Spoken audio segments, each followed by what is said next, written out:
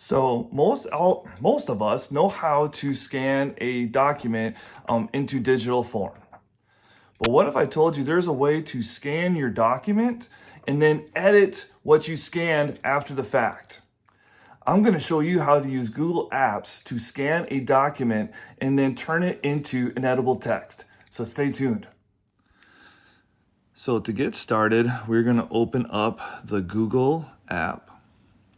And there it is. And we're going to select Google Lens, which is in the search bar in that little box. Now for this example today, I'm just going to use an Our State magazine. And at the bottom here, I'm going to select, you have options, you have shop, homework, search. I'm going to select text. You see the little text wording comes up there. You see it's starting to scan. It says take a photo of words to copy. So I'm gonna go ahead and click the picture. It says text found in image. You have an option of listen or select all. I'm gonna click select all.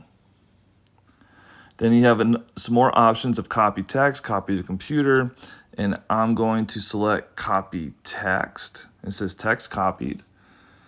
Now, and close out that. I'm going to open up Docs. I'm going to create a new document.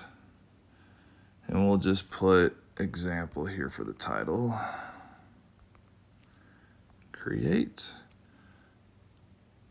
And I'm going to click paste. And there is all the text from the Our State magazine. And you can do this with a variety of different things.